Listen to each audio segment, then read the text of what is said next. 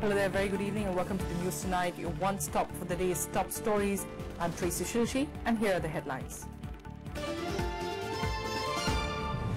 Supreme Court upholds conviction of AIADMK General Secretary Sasikala in the disproportionate assets case, orders her to serve out her 4-year jail sentence and pay a fine of 10 crore rupees.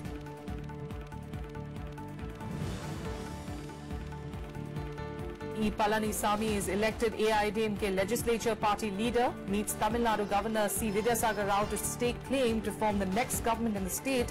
Party expels Paneerselvam and 19 others.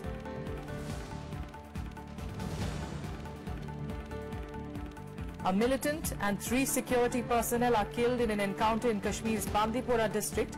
6 other security personnel and civilians have suffered injuries.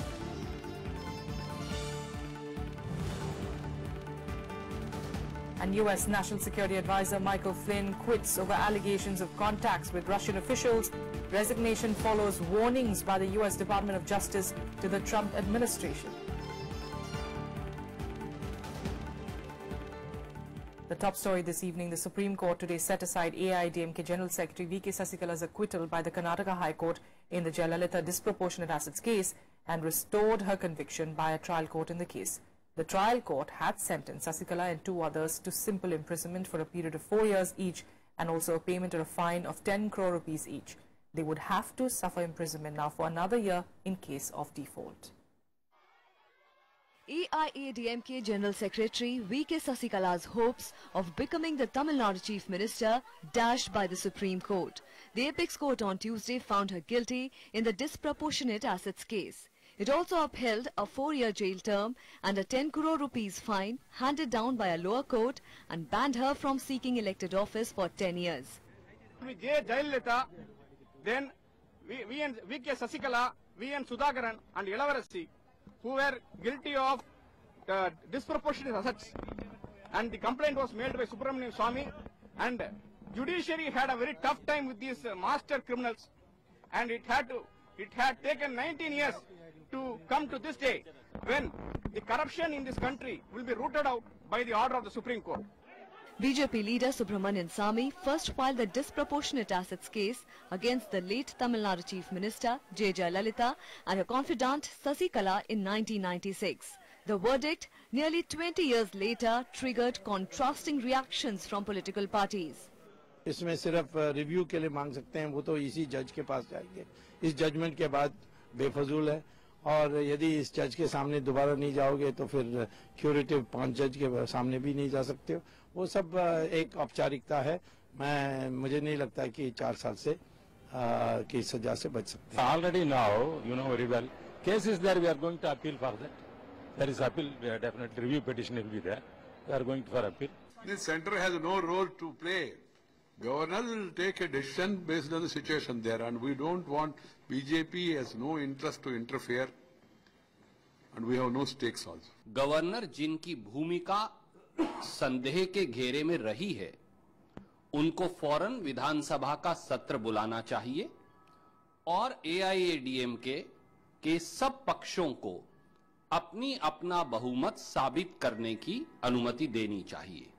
Sasikala was ordered to turn herself into a court in Bengaluru that convicted both her and Jayalalitha in 2014.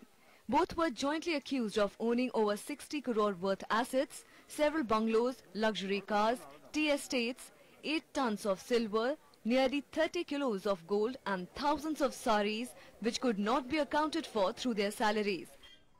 Ravindra Shivran's report for Rajya Sabha TV. Well, the Supreme Court conviction did deliver a devastating blow to Sasikala's chances also of becoming the Tamil Nadu Chief Minister. Shortly after, the court found the 61-year-old and 2 others guilty in the 21-year-old corruption case and asked Sasikala to surrender. The AIADMK elected E. Palanisamy as the legislature party leader. It also expelled caretaker Chief Minister O. Paneerselvam and 19 others for anti-party activities. Soon after the Supreme Court verdict, the AIADMK sent out a tweet lauding Sasikala's friendship with the late Jayalalitha. The party said, and I quote, "Whenever there had been burden for Amma, she had taken it on her. She is doing the same now also. Traitors have insulted Amma's soul. Amma will win," unquote. AIADMK General Secretary Shashikala also expelled Paneerselvam and 19 other party leaders from the primary membership. O. Paneerselvam, on the other hand, called upon the party legislators to bury the hatchet and unite for the welfare of the people. Shashikala will have to serve rest of her jail sentence of 3 years and 6 months, as she has already served almost 6 months in jail. The law says that conviction where the sentence is more than 2 years disqualifies a person from holding an elected office for 6 years. Veda Nilayam, the residence of late Chief Minister J. Jayalalitha, where Sasikala continued to reside, witnessed several dejected faces today. The Supreme Court might have nixed her aspirations of becoming the Chief Minister of the state, but she propped up a new AIADMK chief. Many say that Sasikala may reassert herself after 4 years, which is not a very big gap in politics, and against a claim to Jayalalitha's legacy. Reporting from Chennai, with camera person Sudhanshu, I'm Kriti Mishra for Rajya Sabha Television. And now let's take you through all the updates that we're getting from the election-bound states.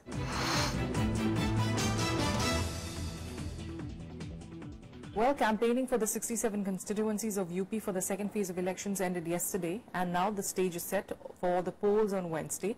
The high-voltage campaigning saw the top brass of the main parties in fray, addressing a number of rallies, roadshows and public meetings. Uttar Pradesh is witnessing a tough contest between Samajwadi Party and the Congress Alliance, BSP, BJP and the RLD. 67 constituencies in the state are spread across 11 districts, which include Saharanpur, Bareilly and Badaयूं. In the 2012 assembly elections, out of the 67 seats, the ruling Samajwadi Party had won 34 seats, followed by the BSP with 18, BJP 10 and Congress 3, while the others won 2. Meanwhile, unprecedented security arrangements have been made for the second phase of elections to be held on Wednesday. The polling would be held from 7 a.m. to 5 p.m., where a total of 2.28 crore voters, including over 1.23 crore men and 1.04 crore women, are likely to cast their votes amid high security cover by central forces. Over 2 lakh security personnel have been deployed in the second phase of polls, including over 800 companies of the central forces, which have been holding flag marches in sensitive areas to instill confidence among the voters. चुनाव की सारी तैयारियां हमारी पूरी हो गई हैं। बाहर से हमको केंद्रीय अर्धसैनिक बल 63 कंपनी मिली हुई है विधानसभा चुनाव कराने के लिए। इसके अलावा करीब 7,500 हमारे अन्य पुलिस बल अन्य जनपदों से प्राप्त हुए हैं। प्रत्येक विधानसभा में हम लोगों ने जो सेक्टर मोबाइल और जोनल मोबाइल बनी हुई है, उसके अलावा कुछ एक्स्ट्रा मोबाइल बनाया है, जो हर 10 मिनट पर किसी न किसी सेंटर पर मौजूद होंगे और वो लगातार भ्रमण करते रहेंगे और अगर किसी तरह की कोई दिक्कत है उसको हम लोग उस मोबाइल के माध्यम से देखेंगे। Well, polling in Uttarakhand too would be held along with the second phase of polling in UP tomorrow. The fight in Uttarakhand could be crucial this time, as there are about a dozen rebel candidates in the fray as independents. This could upset the calculations of the Congress and BJP, which have been traditionally the two main contenders for power in the hill state. 12 former Congress MLAs are also contesting this time as BJP candidates. Over 75 lakh voters will decide the fate of 628 candidates in 69 assembly seats. Nearly 20,000 security personnel have been deployed to ensure peaceful polling. Meanwhile, election for the Karnaprayag seat has been postponed following the death of the BSP candidate. It will now be held on the 9th of March. And our correspondent Navikram Singh took stock of the overall poll preparations and security arrangements in Udham Singh Nagar district of Uttarakhand. Uttarakhand will go to polls tomorrow to elect new assembly. High voltage campaigning for 69 seats closed yesterday evening. Now final touch are being done by polling officers. Let's try to talk some polling officers. इस प्रकार चुनाव आयोग ने बहुत अच्छी तैयारियां की हैं और खासकर कर्मचारियों का विशेष ध्यान रखा है। ड्यूटी लगाते समय भी उनके उम्र का ख्याल रखा गया है। लोगों को ट्रेनिंग किस तरीके की? ट्रेनिंग बहुत अच्छी थी, 3-3 बार ट्रेनिंग हमको दी गई है और हर आदमी के लिए ये विशेष छूट रखी गई है। ईवीएम की ट्रेनिंग बहुत बढ़िया तरीके से बताई गई है, प्रैक्टिकल करा के एक एक आदमी से अलग अलग तरीके से दिखवा करके, और ये कहा गया कि अगर इसमें फिर भी कोई वो रह जाए तो नंबर्स दे दिए गए और उन नंबरों से संपर्क स्थापित किया। कहीं प्रपत्र भरने हैं, उन प्रपत्रों को भी हम बहुत सावधानी पूर्वक से भरे। अगर कहीं पर कोई दिक्कत है तो नंबर्स दिए गए हैं। You can see preparation have been made for February 15 election with nearly 20,000 security personnel deployed to conduct a fair polling and peaceful polling. With camera person Santosh Yadav, Navvikram Singh, Rajya Sabha TV, Udham Singh Nagar. And canvassing for the third phase of the Uttar Pradesh elections, various political parties addressed multiple rallies in the state. Chief Minister Akhilesh Yadav addressed an election rally in Farrukhabad district, while BSP Supremo Mayawati addressed two gatherings in Lucknow and Kanpur to gather support for her party. Uttar Pradesh Chief Minister Akhilesh Yadav on Tuesday slammed Prime Minister Narendra Modi for failing to fulfill the party's promise of Achhe Din. Addressing a rally in Farrukhabad, Akhilesh also targeted the centre, saying that Mann Ki Baat itself was not enough and that the centre should work and deliver results. The Samajwadi Party president promised that youth in the state will get government jobs without trouble if the party was voted to power again.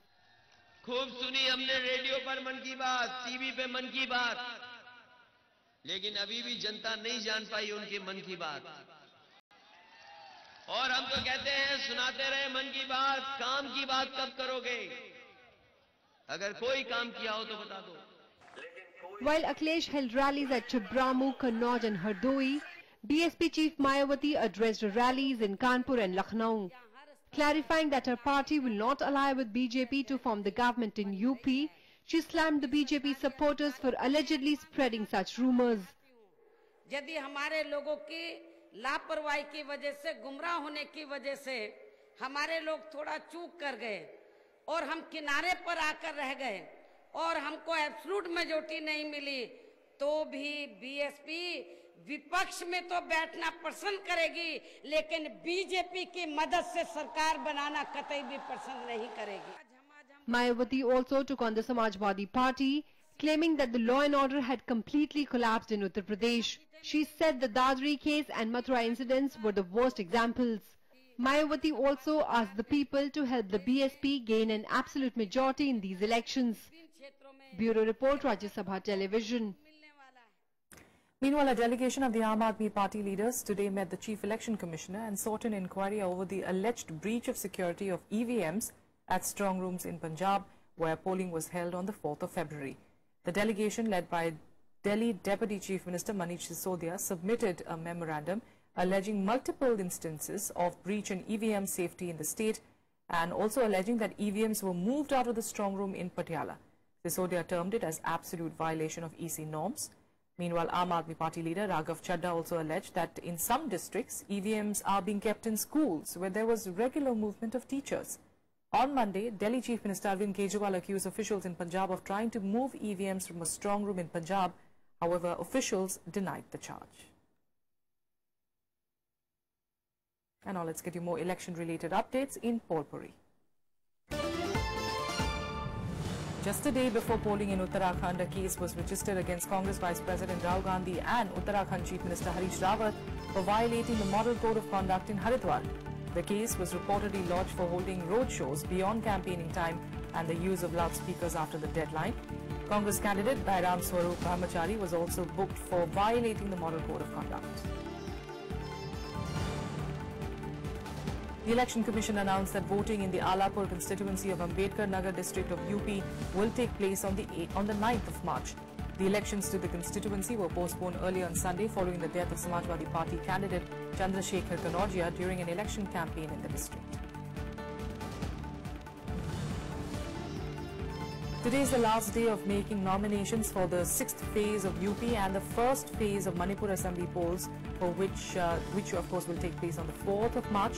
49 seats in UP's 7 districts will go to polls in the 6th phase, and 38 assembly seats will elect their leaders in Manipur. Candidates can withdraw their candidature until the 18th of February.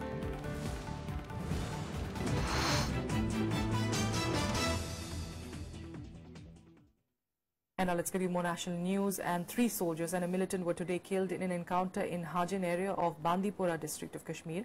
6 other security personnel and a civilian also suffered injuries in the gun battle that began early this morning. Following information about presence of militants, security forces cordoned off Parib Mohalla in Hajin area. The gun battle broke out as the security forces were closing in on the position of the militants. One militant, whose identity has not been ascertained yet, was also killed in the operation.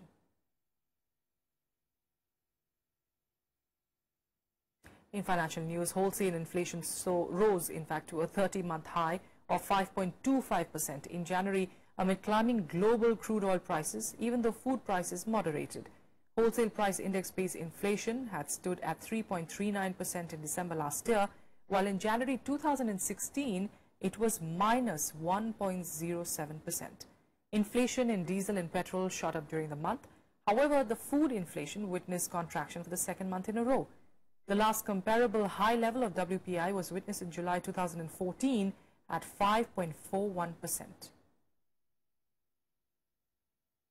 In other news, terming triple talaq as a serious human rights issue, the Supreme Court today said that it will not hear the issue of the Uniform Civil Code along with it.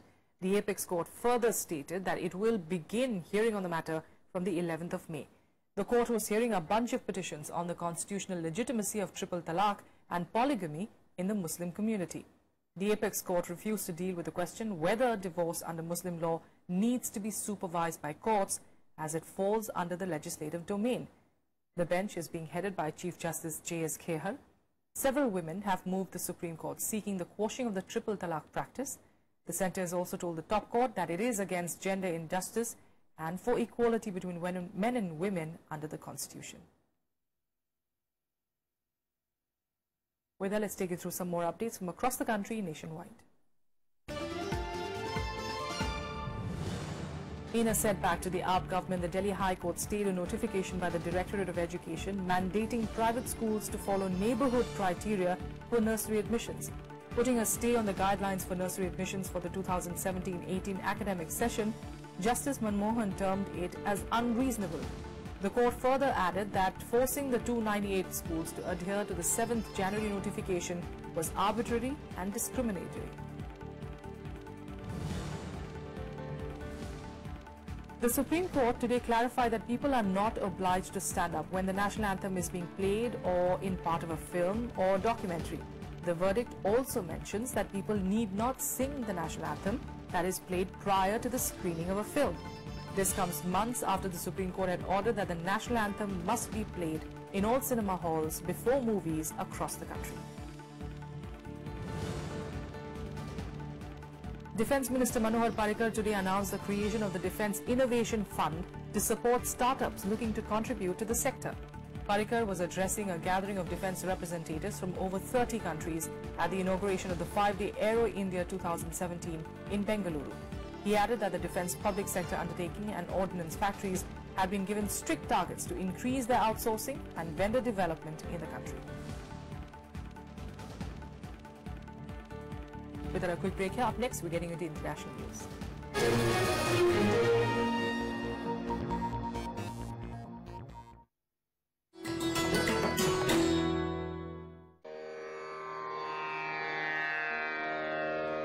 The sacred relics of Buddha were unearthed in Piprava in Uttar Pradesh. Buddhist monks from all over the world visit the National Museum to pay their respects. These charred bone fragments of Buddha are housed in the gold canopy gifted by the royal family of Thailand.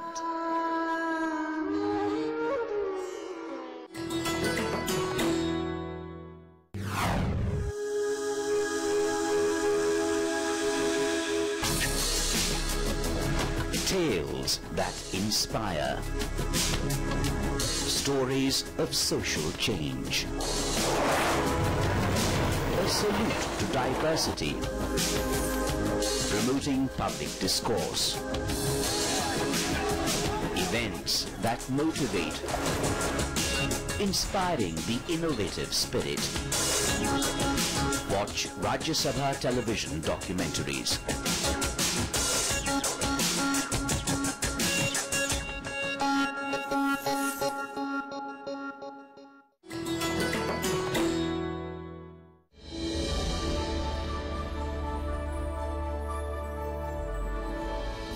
Renowned economist Amartya Sen needs no introduction.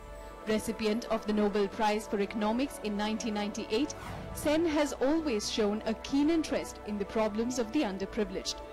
He has made immense contributions to the discipline of welfare economics and social choice theory, and his books have been translated into more than 30 languages. In 2010, Amartya Sen was listed among the world's 50 most influential people who matter.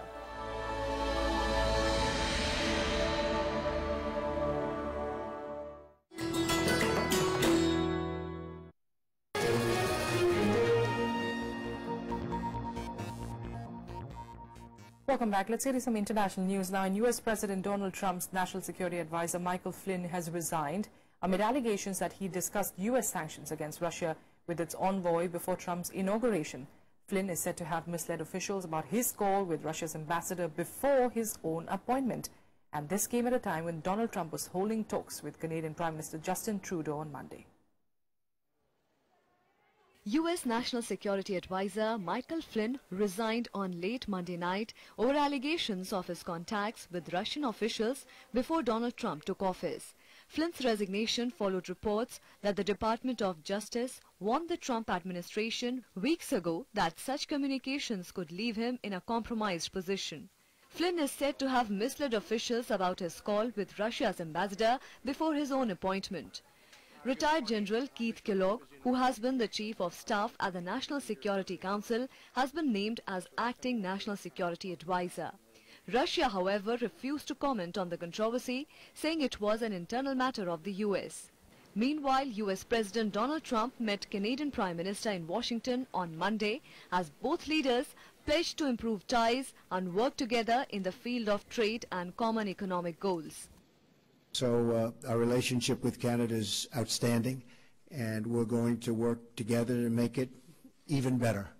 And as far as the southern border is concerned, we're going to get that worked out. We're going to make it fair, but we are going to make it so that everybody is happy. Canadians are rightly aware of the fact that much of our economy depends on good working relationships with the United States, good integration with the American economy. And the fact is, millions of good jobs on both sides of the border depend on the smooth and easy flow of goods and services and people back and forth across our border. The two leaders, however, had a difference of opinion on Trump's travel ban on nationals of 7 Islamic majority nations.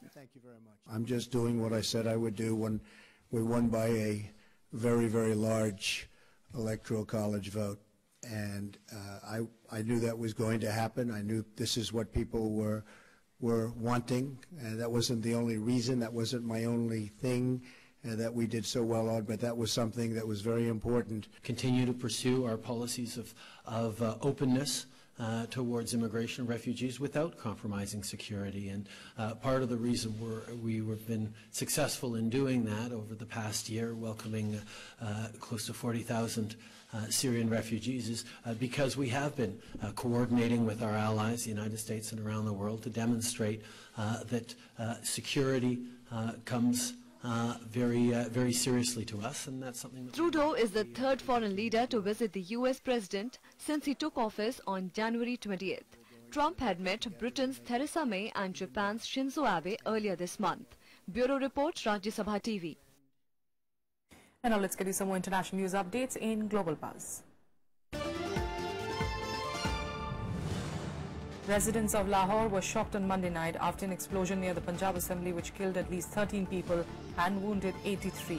The government has declared a day of mourning which was observed across the province to express solidarity with the victims. Pakistan officials attended the funeral which was held for police officers that were killed in the blast. The death toll from a tour bus crash in Taipei in Taiwan rose to 33 on Tuesday. The bus was carrying 44 people, including the driver. The tour bus overturned on a highway on late Monday night. Local media reports said that the vehicle veered off the roadway as it headed towards a curve, while some suspect that the bus flipped due to speeding.